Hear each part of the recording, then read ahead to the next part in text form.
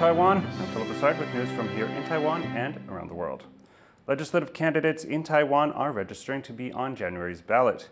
The Democratic Progressive Party's presidential candidate Lai Ching-te and Kuomintang chairman Eric Zhu showed support for their party's legislative candidates as they register in Taichung, where 8 legislative seats are up for grabs. Friday is the deadline to register. Voters will decide 113 legislative seats. The ruling DPP currently holds 63 seats in the legislature, compared to the opposition KMT's 38.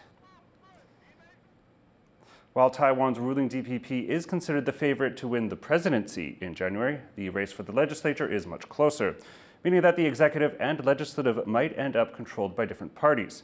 To find out more about what a divided government could mean for Taiwan, our reporter Rick Lauert spoke to Stanford University political scientist and research fellow Karis Templeman.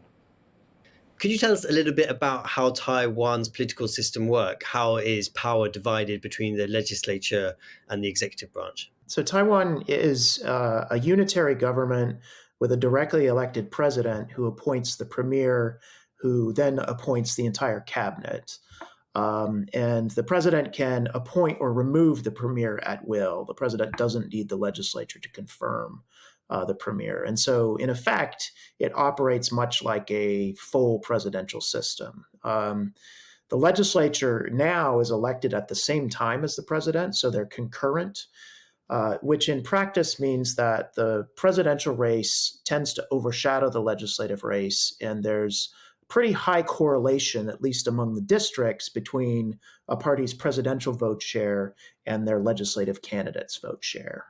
And what do you think are the chances for a divided government in Taiwan? So Taiwanese voters in this election, when they go into the ballot booth, will receive 3 different ballots. One is for the president, the second is for their legislative district representative, and the third is a party list vote. And so they can vote freely for different parties on each of those ballots. In the past, typically a voter who casts a vote for the DPP, for president, also votes for the DPP in the district, and generally has also voted for the DPP on the party list. And so there's been pretty consistent party line voting. That broke down a little bit in 2020, and it's likely to break down again in 2024. So I think because of that, even if we have a DPP candidate who wins the presidency, the DPP is actually much less assured of a majority this time around than they were in 2016 or even in 2020. And so what would a divided government mean for Taiwan?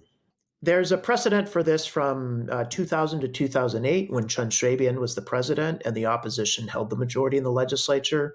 That was generally not a fun time. There was deep partisan polarization. The opposition, almost from day one, kind of decided to go to war with the Chen Shui-bian administration and try to undermine his presidency. And so by the end of his 2 terms in office, the legislature and the executive branch were just in a constant state of political warfare. So at the extreme, that's potentially what divided government in Taiwan looks like. I'm a little more optimistic that under the current situation, if the DPP were to maintain control of the presidency but lose the legislature, it would not look quite as dire as the Chen Shui-bian era. That was Stanford University political scientist and research fellow Karis Templeman speaking to our reporter Rick Lauert. KMT presidential candidate Ho Yo-i has pledged a crackdown on fraud. Ho says reports of fraud cases went up 25% year on year between January and September. He says sentences are too lenient and promised to make them heavier for serious offenders. He also says he'll improve communication between agencies that tackle fraud and revive a crime-fighting deal with China that was shelved a few years ago. A recent survey finds that Taiwanese people are feeling more skeptical of China and the U.S. The survey, conducted in September by Taiwan's top research institute Academia Sinica, asked over 1,200 Taiwanese adults questions about relations between China, Taiwan, and the U.S. Just over 9% of respondents thought that China was a trustworthy country, with around 34% saying they trusted the US, a more than 10% drop compared to 2021 figures. Still, almost 56% said the US had increased support for Taiwan in recent years, but around 83% believed the threat from China had also increased. The results of the survey come just after the APEC leaders meeting in San Francisco, where US-China relations showed signs of improvement. North Korea says it successfully put its first spy satellite into orbit. It's Pyongyang's third launch attempt this year and comes after North Korean leader Kim Jong-un visited Russia in September to gain support for satellite development projects. The UN bans North Korea from conducting satellite launches, calling them covers for missile tests. The launch led to condemnation from the United States and South Korea. 이는 탄도미사일 기술을 활용한 북한의 어떠한 발사도 금지하고 있는 유엔 안보리 결의에 대한 중대한 위반이자 우리의 안보를 위협하는 직접적인 도발입니다. Israel has approved a deal with Hamas to secure the release of 50 hostages being held by the militant group in the Gaza Strip. Israel's government says a group of women and children will be released over 4 days during a pause in fighting. It says the release of every additional 10 captives would extend the break in fighting by 1 day. Hamas released a statement saying that 150 Palestinian prisoners will be released from Israeli jails and aid will be allowed into Gaza as part of the deal. Israel began attacking Gaza after Hamas, which runs the enclave, raided Israel on October 7th. It's unclear when the pause in fighting will begin. Confusion over tech star Sam Altman's future is deepening. Altman was fired from his role as CEO of ChatGPT creator OpenAI last week. But a new report suggests the company may take him back. As John Van Trieste reports, what happens next could impact more than just one man's career. It's a Silicon Valley drama that could have life-altering consequences for everyone. The tech world has barely recovered from last week's shock firing of Sam Altman as CEO of OpenAI. But another bombshell has already dropped. Bloomberg says OpenAI may now reverse its decision.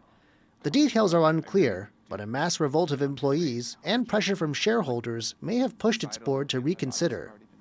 But Altman already has another job lined up at Microsoft, which owns about half of OpenAI.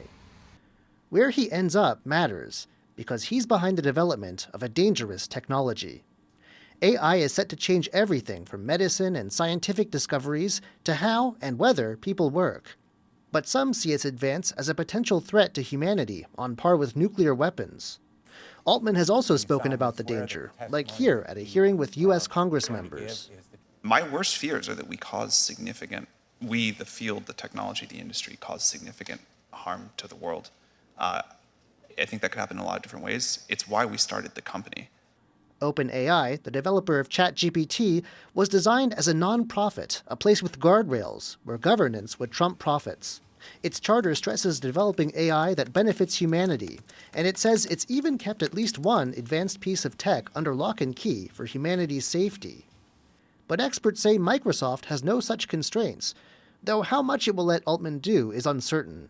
Now, Microsoft may decide to give him a lot of leeway because they benefit from this happening, but they can't give him infinite leeway because that becomes impossible. You have a public company you're running.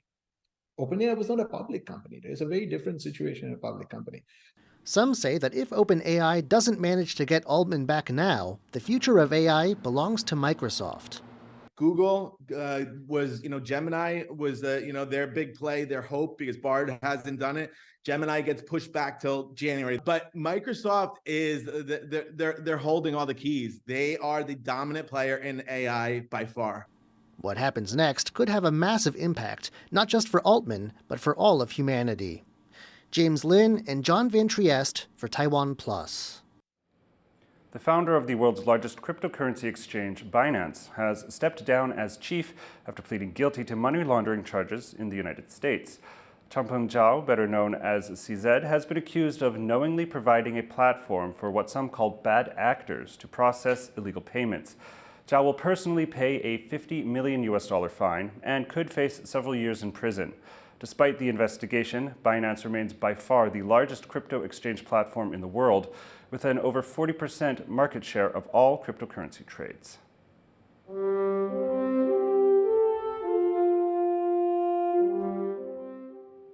total lockdown of a Taipei hospital during the 2003 SARS outbreak is the subject of one of the frontrunners of this year's Golden Horse Awards. Our reporter Reese Ayers dives into the film Eye of the Storm.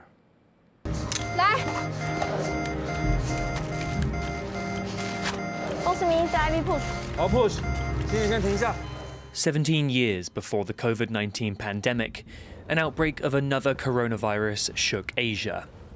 Severe acute respiratory syndrome, or SARS for short, killed over 20% of people who caught the disease in Taiwan, leaving a painful mark on society here. One that director Lin Chun-young explores in his Golden Horse Award-nominated movie, Eye of the Storm. 这个事件在台北市其实当年是一个非常重大的公卫事件。那因为那个事件，所以以至于我们现在在COVID 这段时间，比如我们的医疗资源、我们的负压隔离病房，我们的整个公卫的体系，就是准备好了，可以应对这样子当下的一场战争。Lin's film is a dramatization of the sudden lockdown of Heping Hospital in Taipei in April 2003. When the city government isolated over 1,000 medical staff and patients for up to 2 weeks. 31 people died inside the hospital. Lin said he wanted to accurately depict the difficult and graphic conditions healthcare professionals work in. 在创作过程当中，技术上必须一直在克服的部分，包含了我们要还原一整座医院，包含了里面所有的医护人员，医生必须要有医生的行为、外在跟技术。Eye of the Storm follows a fictional surgeon, played by Wang Baojie, and his colleagues as they struggle to manage panicked patients confined within the hospital. All this while dealing with the virus and trying to keep it from spreading. Lin wanted his film to depict the warlike nature of such incidents. He says it's a metaphor for the battles people face across the world every day. Okay.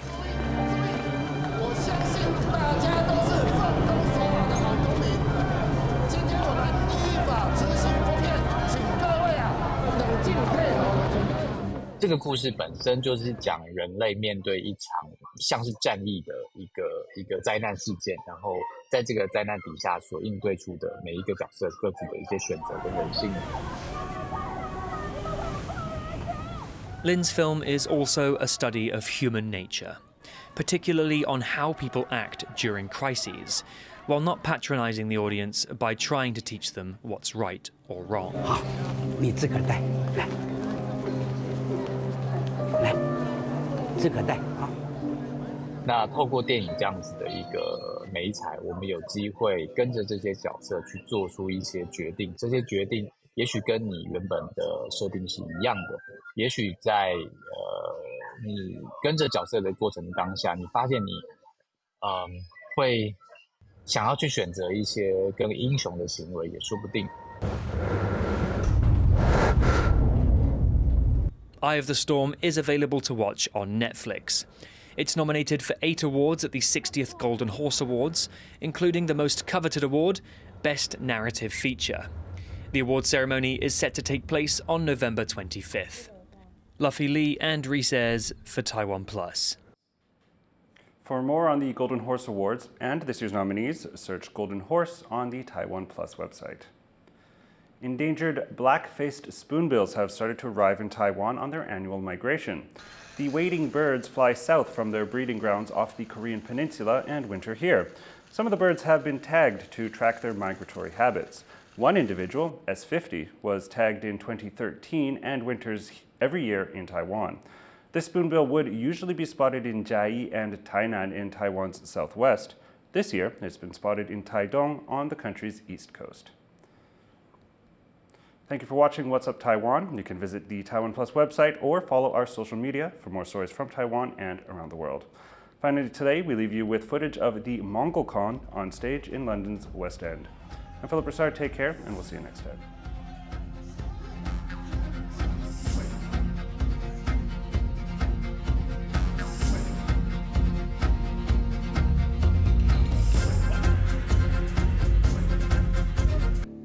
Илтий хүртэл адилхан аг суулахыг л